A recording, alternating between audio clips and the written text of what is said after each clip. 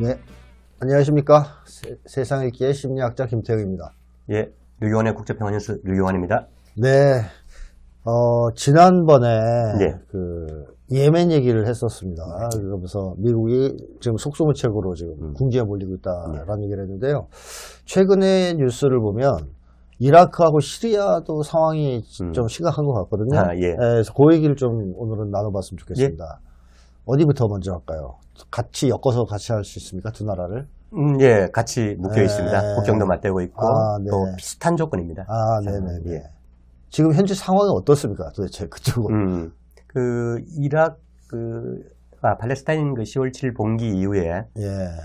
저항의 축 소위 이라크나 시리아 내 민병대, 뭐 서방에서는 친이란 민병대라고 그러는데, 네. 자국 민병대들이죠. 실제로 네, 민병대들. 이라크 같은 경우는 뭐 거의 정부군이 관할을 하고 있고, 이 민병대들이 이제 이라크와 시리아의 산재에 있는 미군 기지들을 지금 한 70여 차례 공습을 했어요. 한 몇 달, 5달 동안. 네. 미군 기지들은 잠을 못 자는 거죠. 그리고 실제로 뭐 이렇게 부상을 이렇게 계속 입고 독일로 뭐 공수되고 후송되고 하는데, 가장 최근에 이제 한 2주일 됐나요?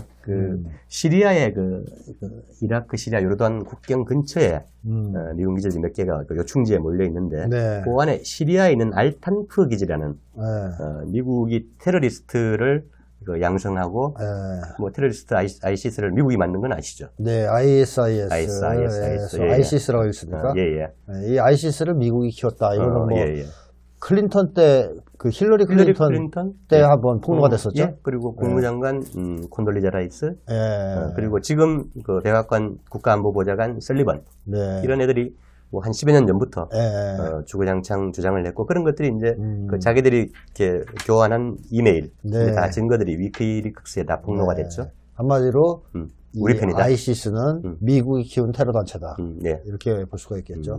이 ISIS가 공격했던 대상들이 그러면 이제 미국은 당연히 아닐 테고요. 미국 영국을 공격한 적은 한 번도 없죠. 한 번도 없고. 지난 한 20여 년 동안 중동에서. 내내 미국에 반대하는 국가들을 공격하는. 이라크나 시리아의 저항군, 그렇죠. 아사드 정권. 소위 내전을 일으킨 주범들이라고도 볼 수 있죠. 그렇죠. 무장 색깔혁명을 조장하거나 현재 무장 폭동을 일으키면서 이제 정권을 뒤엎는 이런데 천병으로 도구로 쓰인 거죠. 네, 미국이 키운 하여튼. 자, 근데 이 기지 알탄프 기지에서 ISIS를 키우고 있었는데. 네. 거기에 시리아 민주군도 있고, 테러 조직이죠. 그런데 이제 요번에 드론으로 제대로 맞은 거죠. 그래요. 어디에서 공격했습니까, 이거는? 일단 이라크 쪽의 민병대라고 알려지고는 있는데, 정확히는 아직 안 나왔고요. 어쨌든 드론으로 공격을 해서, 미군이 이제 팔레스타인 봉기 이후에 처음으로 이제 3명이 죽은 거죠. 3명이 죽고, 처음에 20몇 명이 부상당했다고 하다가 지금은 한 47명 정도 올라갔어요. 그렇습니까? 한 방에 그 정도면 엄청난 타격이죠. 그러네요. 체면도 많이 구겼고. 그러니까 이제 미국이 반격을 안 할 수가 없는데, 문제는 얘들이 이제 시리아에서는 국제적 법상 불법 점령을 하면서 석유하고 밀을 이제 한 10여 년 도둑질하고 있는데, 그래서 알탄프 시리아 기지에서 맞았다고 이렇게 국제적으로 얘기를 못 하는 거예요. 그러면 맞아도 당연히 맞은 게 되니까. 너희들 남의 땅에 불법으로 들어가 있는 거니까. 그렇죠. 맞아도 싸다. 이건 명확합니다. 안보리 결의도 없었고 유엔 헌장에도 안 맞고 국제법으로도 위반이고. 그래서 미국이 국내지책으로 그 옆에 있는 국경 근처에 건너편에 있는 요르단 기지에서 맞았다고 발표를 한 거예요. 어제 축구팀 한국을 깬 요르단에서 맞았다. 거짓말을 했다. 그러니까 또 재밌는 게, 지금 요르단이 대표적인 몇 개 안 남은 친미 이제 왕정 국가인데, 요르단 정부가 아니다. 우리도 알고, 자기도 중동 여론이 아주 안 좋으니까, 거기서 또 미군이 맞았다고 골치 아프니까, 아니다. 저기 시리아 기지에서 맞은 거다. 다음날 바로 발표를 해버렸어요. 그러니까, 친미 국가가 굳이 미국에 불리한 얘기를 할 필요가 없는데, 했으면 신빙성이 높은 거죠. 그러네요. 알탄프 기지가 맞았은 게 거의 확실하다. 그렇죠. 맞은 상태에서 미국은 이제 보복 대응을 해야 되니까, 지난주에 이라크, 시리아에게 민병대 기지들의 엄청난 폭격을 했죠. 네, 그게 뭐 한국 뉴스에도 꽤 나왔습니다. 지금 뭐 시리아하고 뭐 한 수십 명이 죽고, 또 수십 명이 죽고 수십 명 부상당하고, 이게 뭐 이스라엘의 팔레스타인 학살도 그렇지만 이스라엘은 1,100여 명이 뭐 숫자로 가지고 하는 건 아니지만 1,100여 명이 10월 7일 날 봉기 때 죽었는데 그것도 뭐 절반은 군인이고 네. 나머지 절반은 또 이스라엘군이 학살한 거고. 네. 그런데 지금 그 팔레스타인 사상자 10만 명이 나오고 있죠. 이게 참 비례성에 말도 안 되는 학살인데. 네. 지금 그 시리아, 이라크를 미군이 공격하고도 그렇습니다. 민간인이 주로 죽지 않았습니까? 거의 대부분 민간인이죠. 네. 지금 수십 명이 죽고 어제도 또 2차 공격을 해가지고 어제도. 또 사상자가 나온 것 같은데. 계속 폭격을 하네요. 그렇습니다. 예, 예. 그 단계별로 몇 차례 하겠다고 예고를 한 상태이기 때문에. 근데 문제는 이제 그 이전부터 팔레스타인의 나비 효과로 이제 이라크, 시리아에 산재한 미군 기지들 그 철수 압력들이 억수로 높았는데 네. 드디어 이제 이런 사건들 터지면서 공방이 치열해지니까 점점 더 이제 철군 압박이 커지는 거죠. 조용해라. 예. 그리고 이라크에 한 2,500명 정도 있는데 거기 뭐 미군 기지 공격 계속되고 있고 그 다음에 바그다드 그 초대형 기지 그린존에도 지금 어제 뭐 이렇게 그리 가는 도로하고 건문소까지 다 이렇게 폐쇄돼 버렸어요. 누가 폐쇄한 겁니까? 하여튼 뭐 어느 쪽인지 모르겠는데 공세가 심해지니까 그 바그다드 이렇게 기지 공격이 심해지니까 이제 그린존이 고립될 가능성이 이미 고립된 상태인 것 같아요. 네. 어제 오늘 보도를 보면 이런 상태이고 이제 북부에 그 알라사드나 그 에르빌 큰 기지가 있는데 거기다 지금 매일 뭐 로켓이 날아들고 문제는 미사일은 로켓 기술이 워낙 발전했고 또 이게 상향 평준화돼가지고 지금 뭐 팔방에서 날아들어요.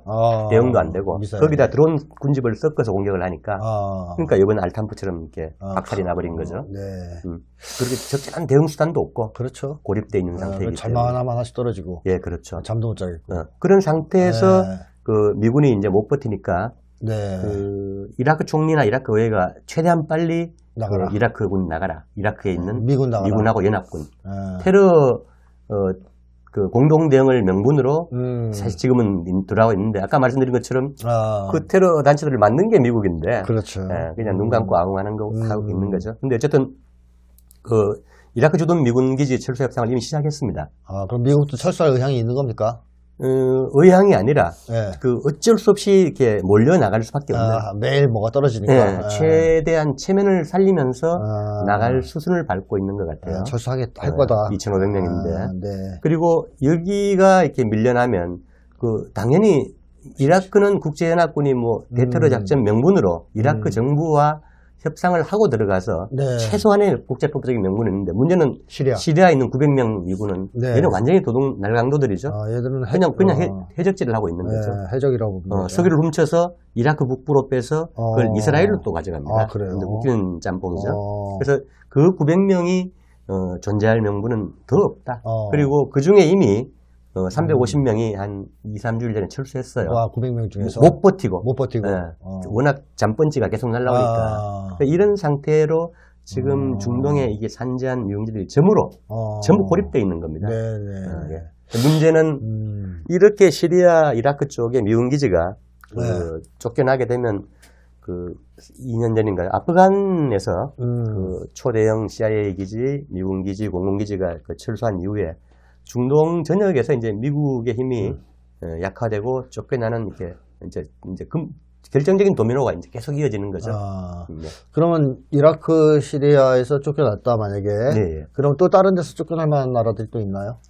나머지는 이제 그 바레인에 미 오사령부인가요?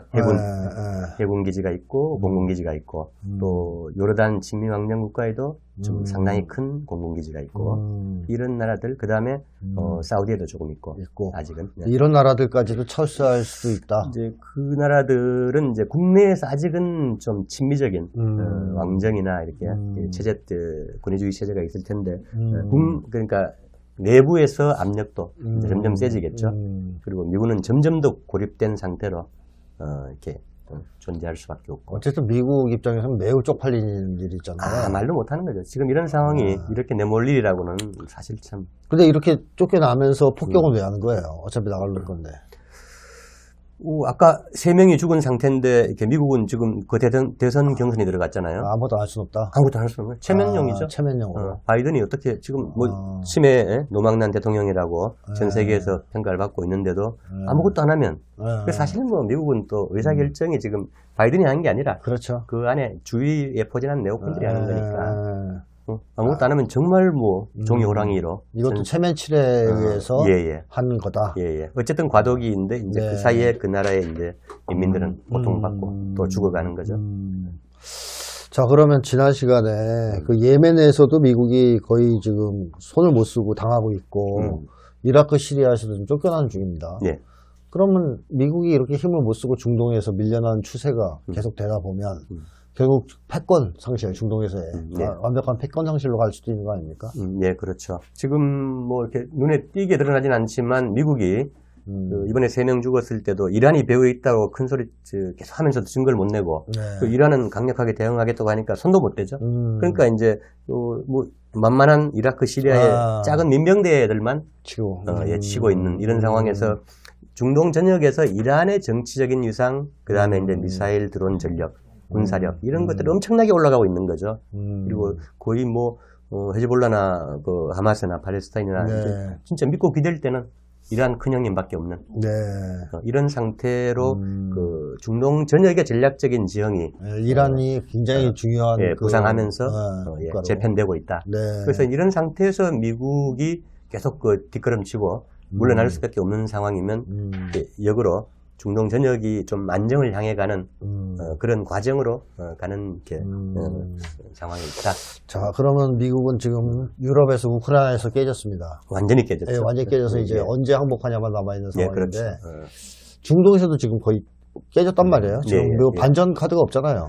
특히 이제 그 우크라이나 같으면 2년 동안 그 미국이나 나토의 그 전력이나 실력이 얼마나 허접한지를 전 세계가 다 봤다면 특히 팔레스타인 분쟁이 터지면서는 그 미국하고 영국, 이스라엘이 완전히 그 전 세계 민심에서 고립되는 그리고 별로 진짜 할 게 없는 애꿎은 팔레스타인 민간인들만 죽이면서 그런 상황을 전 세계에 다 보여준 거죠.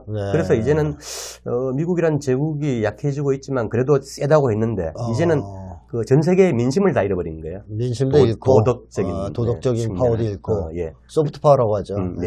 다 그래서 이제는 사실 좀 할 게 별로 없는 그 미국 내부의 무슨 뭐 경제적인 부채 이런 것도 말할 것도 없잖아요. 그런 상태에서 11월 대선을 앞두고 있는데 그래서 이제 7월 달에 전당대회하고 트럼프 바이든이 결정이 되면 더더구나 이제 그 외부에 큰 결정을 할 수 없는 거의 뭐 식물 상태로 들어가는 11월까지는 이런 상태에 몰리고 있는 거죠. 그럼 바이든이 이렇게 우크라이나에서 깨지고 중동에서 밀려나고 이 상태에서 저 뽑아주세요 하면 안 뽑아줄 거잖아요. 그럼 바이든은 그대로 그 상태를 방치할 수는 없을 테니까 선거를 위해서라도 뭔가 큰 사고를 친다든가 모험을 할 가능성은 없습니까? 그러니까 지금 이렇게 이라크, 시리아 치고 소극적인 대응을 하는 거는 뭐 최소한 하는 건데 다른 그 제3전선 대만이나 한반도 쪽에서 장난을 칠 가능성도 없지는 않겠죠. 그런데 문제는 이쪽은 더 센 상대들이 게임이 안 되죠. 게임이 안 되죠. 엄청 세죠. 뭐 핵 보유국들이 버티고 맞습니다. 있고, 뭐 예멘에도 저렇게 쩔쩔매는데, 그리고 그 민병대 작은 조직들에도 이렇게 적절한 대응을 못 하고 있는 껍데기에 불과한데, 사실 뭐 겁을 주고 지금 항공모함이 뭐 4, 5월 때 5척이 들어온다 이렇게 겁을 주는데, 사실 뭐 그게 근본적으로 여기에 압력을 할 수 있는 요인은 못 될 거로 보고. 그러면 뭐 바이든은 이제 날아간다고 봐야 되겠네요. 일단 뭐 미국 그 대선 레이스가 시작이 됐지만 뭐 그 트럼프가 계속 앞서고 있고 그리고 바이든은 중동의 대처도 그렇고 계속 그 점수를 까먹는 그런 과정으로 갈 수밖에 없다. 자, 그러면 이 사태가 한반도에 미칠 영향은 그렇게 크진 않다고 보시는 겁니까? 좀 다른 얘기죠. 미국이 일본하고 한국을 그 하위 동맹으로 그 삼각 동맹을 구축하면서 계속 이제 그 북과 중국을 러시아를 이렇게 자극하려고 하는데 한반도에서는 결정적으로 뭐 지난 연말에 그 북에서 당 결정서가 나오고 올해 1월달에 시정연설이 나오면서 그 대남 그다음에 통일 정책의 근본적인 변화가 지금 있는 그래 있었죠. 과도기이고 네. 막 그런 상태에 대해서 지금 미국이 거기에 대해서도 적절히 대응할 수 있는 카드가 부족하다. 그래서 지금은 북하고 중국, 러시아가 그 2년 동안 우크라이나와 팔레스타인에서 미국과 집단 서방의 힘을 뺀 상태에서 네. 상당히 고갈시켜 놓은 상태에서 이렇게 3국이 그 동아시아에서 결정적인 그 어떤 전략적인 반격 카드를 지금 이제 준비하고 있는 게 아닌가 이런 좀 큰 틀의 평가들이 나오고 있습니다. 예, 조금 더 지켜봐야 되겠지만 그러니까 미국을 네. 미국한테 결정타를 날릴 수 있는 그렇죠. 반격 카드를 준비 중이다. 예. 어떤 거를 예측하실 수 있을까요? 또 북에서는 뭐 몇 년 전부터 그 괌이나 태평양상의 공격, 그다음에 지금 뭐 한 달 사이에도 벌써 한 대여섯 건의 그 순환미사일. 전략 핵무기 체계들을 네. 이렇게 시험하고 있고 또 과시하고 있잖아요. 네. 그런 힘들을 실제로 이렇게 오키나와나 뭐 주일 미군기지 태평양상에서 이렇게 시전했을 때 미국의 패권도 결정적으로 이렇게 타격을 받을 수밖에 없다. 일단 그런 공격 카드가 그런 있을 수 있다. 공세 카드. 그다음에 이제 아까 얘기 나왔지만 그 NLL 카드 이런 것들에서 새로운 국경선을 헌법으로 확정하고 북중러 3국이 받아들여라. 그렇죠. 한국한테. 정치적으로 그걸 지지하고 공식화한 상태에서 압박을 할 때 남쪽이나 미국이 대응할 수 있는 그 유효한 카드가 있을까? 그 부분은 아주 예민하게 지켜봐야 될 것 같아요. 그렇습니다. 그냥 항복하자니. 그렇죠. NL을 포기하고 인정해주자니 보수 세력이 폭망할 것 같고. 네. 그렇다고 섣불리 그거를 지키겠다고 하다 붙으면 전쟁 터질 것 같고. 딜레마죠. 좀 그래서 어려운, 미국에서 3일 전인가 보도가 나왔어요. 예를 들어 뭐 국지전은 가능성은 별로 없을 것 같아요. 어쨌든 그 한반도에서 충돌이 일부 일어날 수도 있는데 그때 미국이 그 확전을 할 것이냐. 네. 그렇지 않으면 이렇게 칠 것이냐.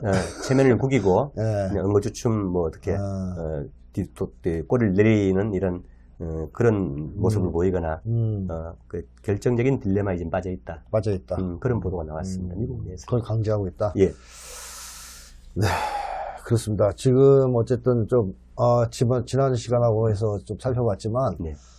미국이 우크라이나 전에서 이미 기운이 좀 많이 빠졌는데 다시 이 중동에서 한번 두드려 맞고 기운이 이제 더 빠져 있는 상태.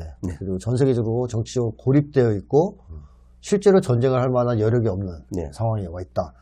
근데 동아시아에서 깔짝대보고 있지만 마지막으로 워낙 강력한 북중러 세 강대국이 군사강국 대륙 세력이죠. 그죠. 대륙 세력이고 핵무장 국가들이 버티고 있기 때문에 쉽지 않다. 그래서 어떻게 보면 동아시아에서도 현재 미국은 밀려나는 것을 강요당하는 상황이다. 그래서 뭐 아름답게 밀려날지 아니 까불다가 한 대 맞고 밀려날지 뭐 이런 선택의 기로에 처해 있다. 이렇게 정리할 수 있겠습니다. 마지막으로 뭐 또 추가로 하실 말씀 있으십니까? 일단 미국이 뭐 유럽 그다음에 중동 그리고 심지어 아프리카에서까지 사헬 세 나라 딱 이렇게 해서 이제 프랑스, 미국 제국주의를 이제 쫓아내고 밀어내고 있는 상황이고 이제 마지막 남은 지구촌의 모든 모순이 응축된 곳이 이 땅일 텐데 맞습니다. 한반도죠. 여기서도 이제 그 세 나라가 북중러 세 나라가 전략적인 그리고 전술적인 협동을 강화하면서 특히 원래 그 세 나라는 수교 75주년이죠. 그래서 또 이렇게 협력을 준비하고 있고 3월 17일 그 러시아 대선 이후에 푸틴이 아마 조만간 바로 방북을 할 것 같은데 그 2000년 7월 19일 방북 이후에 그러면 2024년 만이죠. 그때 그 졸업 평양 선언에서 다극화라는 개념이 나왔었죠. 공식적으로 이제 등장을 했는데 이제 24년 만에 그 브릭스도 이제 강화되고 있지만 이 그 세 나라들이 그런 협력을 다극화로 가는 이렇게 협력을 가속화하면서 정말 이제는 실력으로 이렇게 미국을 전략적으로 압박할 수 있는 그런 이제 공세가 더 거세지지 않을까. 그래서 푸틴의 3월 17일 대선 이후에 뭐 예상되는 방북이 세계사의 흐름을 상당 정도 또 좌우할 수 있는 또 커다란 전환점이 되지 않을까. 저는 그렇게 예상을 하고 있습니다. 알겠습니다. 네, 지금까지 뭐 얘기 잘 들었습니다. 이제 세계 정세가 급변하고 있으니까 네. 자주 나와 주시기를 부탁드립니다. 예. 네, 오늘 얘기는 여기까지 하겠습니다. 네, 고맙습니다.